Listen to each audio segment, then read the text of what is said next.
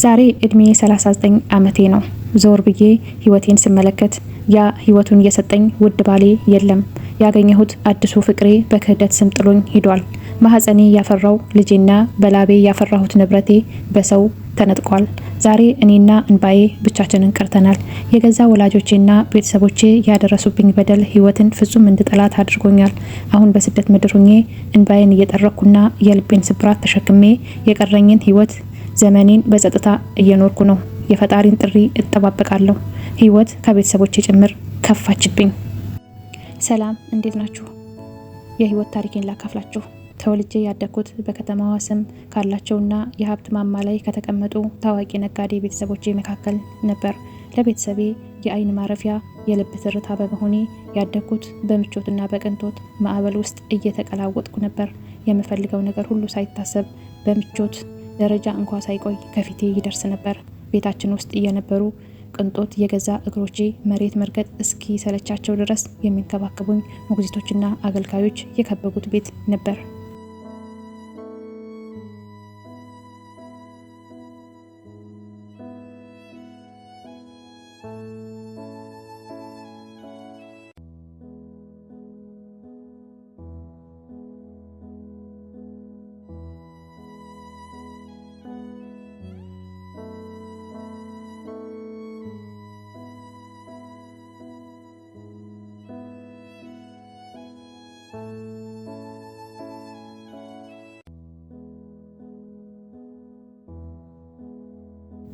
ነገር ግን እውነተኛ የልጅነት ነፃነቴና ደስታዬ የሚጀምረው ከዚህ የቅንጦት አጥር በስተጀርባ ነበር።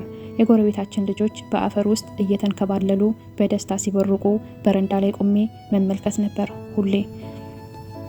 በመጨረሻም የሀብታም ልጅነቴን ክብርና ማዕረግ ጥዬ ከአማሮ ቪላችን ወጥቼ ከእነሱ ጋር መቀላቀል ጀመርኩ። ከጎረቤት ልጆች ጋር አፈር ተጫውተን በጭቃ አብሬያቸው ተለጉሼ መሬት ላይ አብረን ተንደባለን የምንጠግበው የልጅነት ጨዋታ የቅንጦት ህይወቴን ሊሰጠኝ ያልቻለውን እውነተኛ ሰላምና ደስታ ሰጠኝ።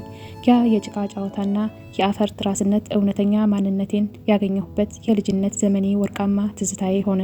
በዚህ ሁኔታ በምቾትና በልጅነት ጨዋታ መካከል እየተወዛገብኩ በትምህርቴም ጠንካራ በመሆኔ እስከ 8ኛ ክፍል ዘለቅኩ።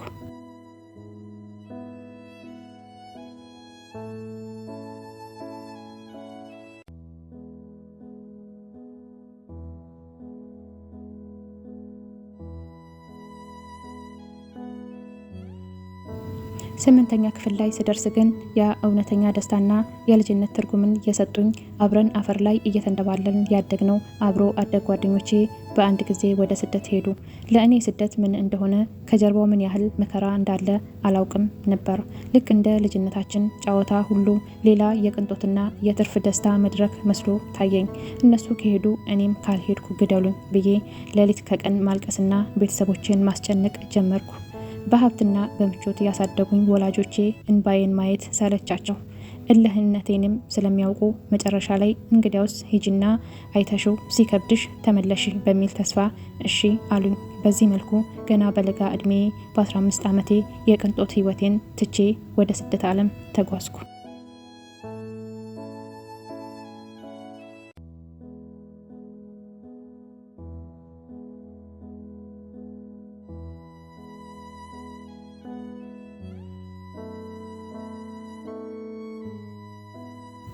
ነገር ግን ስደት እኔ እንደተመኘሁት አልነበረም። እግሬ የተሰደደበት ምድር ከገሃነብ የማይተናነስ መከራ ዶፍ ሆነብኝ። በሰው ሀገር ያ በቤተሰቤ እቅፍ ውስጥ የማላውቀው አስከፊ ረሃብ ፈተነኝ። የቤተሰብና የሀገር ናፍቆት ልቤን አደማው። የሰው ፊት ማየት፣ የሰው ጩኸትና ገላማጭ እይታ መቋቋም፣ የስራው መክበድና የእንቅልፍ ማጣት፣ እረ ስንቱን መከራ ተፈራረቀብኝ። ያ በምቾት ያደገው ሰውነቴ በየቀኑ በስቃይ ይገረፍ ጀመር። ይሁን እንጂ ያንን ሁሉ መከራ እያየው እንኳን ባዶ እጄን ወደ ሀገር መመለስ አፈርኩ። የሰው ወሬና የሰነፍ ስም መሸከም ስላልፈለኩ ብቻ ህመሜን አምቄ ተቀመጥኩ። እንደማንም በርትቼ መከራውን እየተጋፈጥኩ 2 ዓመቴን ጨርሼ በመጨረሻም የስደት ኑሮ ከቁስልና ከእንባ በስተቀር ምንም እንደማይጨምር ተረድቼ በ17 ዓመቴ ወደ ውዷ ሀገሬ ተመለስኩ።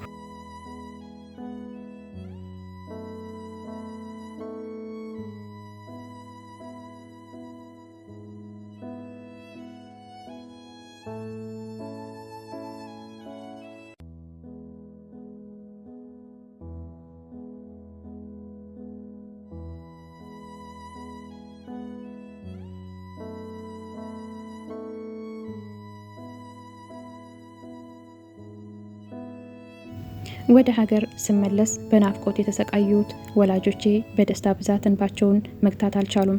እኔም ወደ ሞቀው ቤተሰቤ እቅፍ በመመለሴ ልቤ በሐሴት ተሞላ። ነገር ግን ሕይወቴ ውስጥ ትልቁና እውነተኛው ተአምር የተፈጠረው ያንን በአፈር ውስጥ አብረን እየቦረቅን የልጅነት ጓደኛዬ ዳግም ስንገናኝ ነበር። ስንገናኝ የነበረን ደስታ ወሰን አልነበረውም። ያ የንጹህና የዋህ የልጅነት ፍቅራችን አሁን በትልቅነት እድሜያችን ስንተያይ ወደ ጥልቅና ወደማይለወጥ የፍቅር ስሜት ተቀየረ። በአጭር ጊዜ ውስጥ ላግባሽ የሚል የልብ ጥያቄውን አቀረበልኝ። እኔም ለአፍታ እንኳ ሳላቅማማ እሺ አልኩት። ነገር ግን ደስታችንን ብዙም አልዘለቀም። የሀብታም ነጋዴ ቤተሰቦቼ የእሱን ሽምግልና ጥያቄ ውድቅ አደረጉት። ይህንን ድሃ ፍጹም አንቀበልም በማለት ፍቅራችን መካከል የሀብትና የደረጃ አጥር አቆሙብን። እኔ ግን ከሀብት ይልቅ እውነተኛ ፍቅርን መርጫለሁ። ሌላ አማራጭ ሲጠፋ እኔና እሱ እጅ ለእጅ ተያይዘን ከቤት ጠፋን። ከቤት ጠፍተን ወጣን።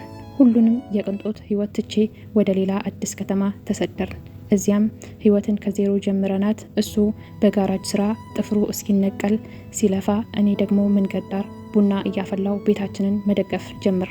ያለምንም የቤተሰብ እገዛ ረጅም ዓመታት በፍቅር እሳት እየተቃጠልን ችግሩንም ማጣቱንም በጽናት ችለነው ያ በቅንጦት ያደገው ሰውነቴ የችግርን ቃጠሎ በፍቅር ኃይል አሸነፈው። በዚህ በችግርና በደስታ መካከል በነበረው 10 ዓመት ውስጥ ፍቅራችን ማህተም የሆነ አንድ ወንድ ልጅ ፈጣሪ ሰጠን።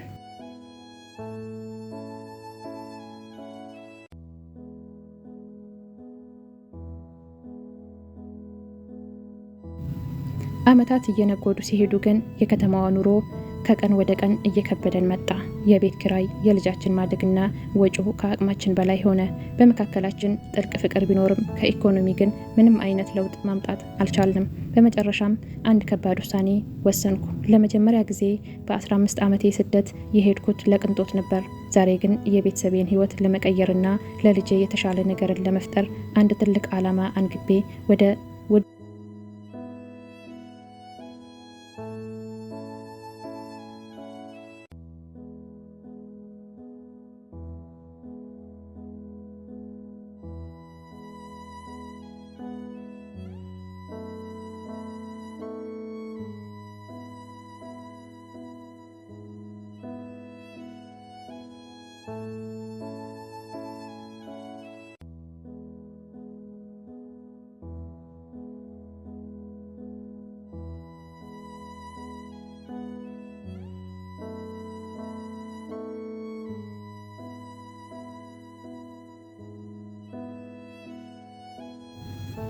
ውድ ባለቤቴንና ልጄን ትቼ ዳግም ተሰደድኩ። የልጅና የባል ናፍቆት እየበላኝ ሌት ተቀን ያለ እረፍት መስራት ጀመርኩ። ያገኘሁትን ገቢ ሙሉ በሙሉ በየወሩ ወደ ሀገር ቤት እልካለሁ። ባሌም እዚያው ሀገር ቤት ሆኖ ልጃችንን በስነ ስርዓት እያሳደገ የጋራጅ ስራውንም ሳያቋርጥ በትጋት እየሰራ፣ እኔ ከዚህ ስለፋ እሱ ከዚያ ሲደክም በ7 ዓመታት ከባድ ልፋትና ጥረት ውስጥ አንድ የጋራ መኖሪያ ቤትና ሌላ ተጨማሪ ባዶ መሬት መግዛት ቻልን።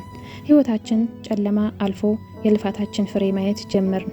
ባለቤቴ በገዛነው ባዶ መሬት ላይ ሁለተኛውን ቤት ለመስራት ሌት ተቀን ይሯሯጥ ነበር። ነገር ግን ህይወት ጨካኝ ናት። ፍቅራችንን፣ መስዋዕትነታችንንና የ7 ዓመት እንባችንን ያላዩ ጨካኞች መሀል መንገድ ላይ የባለቤቴን ህይወት ነጠቁት። የልጄን አባት ያንን በችግር ጊዜ ያልተወኝን ውድ ባለቤቴን በግፍ ገደሉብኝ። ያ ሁሉ የዓመታት ድካማችንና ተስፋችን በአንድ ጀንበር በሀዘንና በጨለማ ተዋጠ።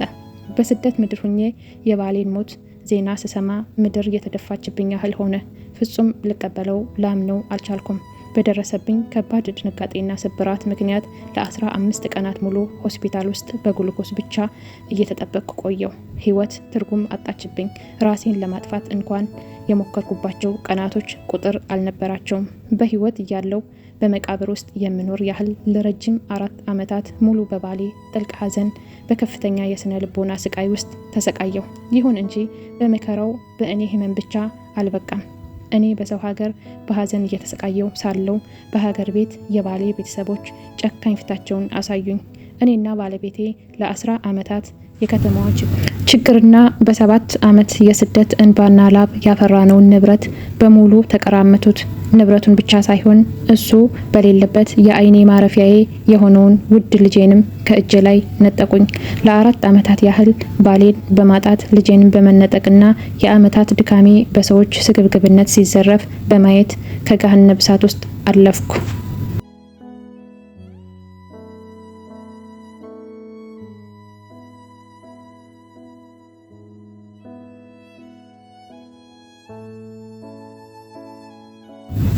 በዚያ በ4 ዓመታት የጨለማና የሀዘን ዘመን ውስጥ በአካል ባይሆንም በስልክ ዘወትር ከጎኔ የማይለይ አንድ ሰው ነበር።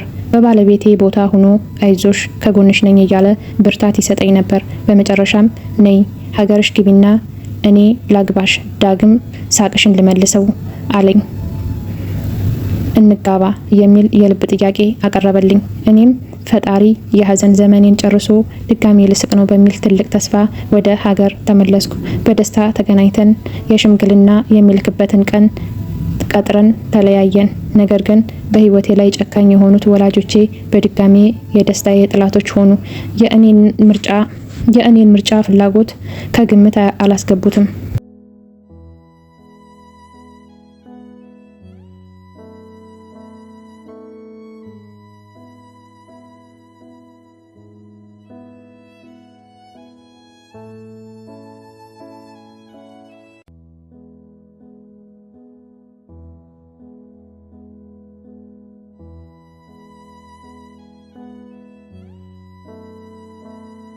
ልክ እንደ መጀመሪያው ህይወቴ ሁሉ ፍቅሬን ንቀው በግድና በጭካኔ ለአንድ ሀብታም ሰው ዳሩኝ። ህይወቴን ዳግም ወደ ጨለማ ቀየሩት። ካገባው በ3ኛ ቀን በስደት ዘመኔ ለረጅም ዓመታት በታማኝነት ለሰራሁላት ደግ አሰሪ ስልኬን አንስቼ ደወልኩና እባክሽን እርጅኝ፣ ከዚህ መከራ አውጭኝ ስል ተማጸንኳት። እሷም የደረሰብኝን በደል ተረድታ ወዲያውኑ የረዴት እጇን ዘረጋችልኝ። ትኬት ቆርጣ ላከችልኝ። በ3ኛው ቀን ቀኑን ሙሉ ስጓዝ ውዬ አዳሬን ወደ ስደት በረርኩ። ነገር ግን የስደት መዳን ሌላ ትልቅ ስብራት ይዞ መጣ። ልንጋባ ቃል የተግባባንና በጉጉት ይጠብቀኝ የነበረው ያ ሰው ሁኔታውን በንቀት ባለመረዳት አንቺ ከሃዲ በሚል የቁጣ ቃል ከህይወቱ አገለለኝ፣ ብሎክም አደረገኝ። እኔ ግን አልተከፋሁም። ወደ ተገደድኩበት ጋብቻ ላልመለስ ለአባቴ ከዚህ ሰው ጋር ካላፋታኝ ከዚህ ፎቅ ላይ ዘልዬ እሞታለሁ እያልኩ ቀን በቀን ቪዲዮ እየደወልኩ ለአባቴ ማሳየት ጀመርኩኝ። እንደዛ እያልኩ ከ1 ዓመታት በእንባ ልመና በመጨረሻ ከ1 ዓመታት የስነ ልቦና ጦርነትና ከለቅሶ በኋላ አባቴ በግድ አፋታኝ። ዛሬ እድሜ 39 ዓመት ደርሷል። ዞር ብዬ ህይወቴን ስመለከት ያ ህይወቱን እየሰጠኝ ውድ ባሌ የለም። ያገኘሁት አዲሱ ፍቅሬ በክህደት ስም ጥሎኝ ሄዷል። ማህፀኔ ያፈራው ልጄና በላቤ ያፈራሁት ንብረቴ በሰዎች ተነጥቋል። ዛሬ እኔና እንባዬ ብቻችንን ቀርተናል። የገዛ ወላጆቼና ቤተሰቦቼ ያደረሱብኝ በደል ህይወትን ፍጹም እንደጠላት አድርጎኛል። አሁን በስደት ምድር ሁኜ እንባዬን እየጠረኩና የልቤን ስብራት ተሸክሜ የቀረኝን ህይወት ዘመኔን በጸጥታ እየኖርኩ የፈጣሪን ጥሪ እጠባበቃለሁ። ህይወት ከቤተሰቦቼ ጭምር ፍጹም ከፋችብኝ። ዛሬ ይዤላችሁ የመጣሁት እውነተኛ ታሪክ ይህንን ይመስል ነበረ። ሀሳብ አስተያየታችሁን ኮሜንት ስር ጻፉልኝ። ላይክ፣ ኮሜንት፣ ሰብስክራይብ እያደረጋችሁ አበረታቱ። ድጋሜ በሌላ በእውነተኛ የህይወት ታሪክ እስከምንገናኝ ሰላም ቆዩልኝ።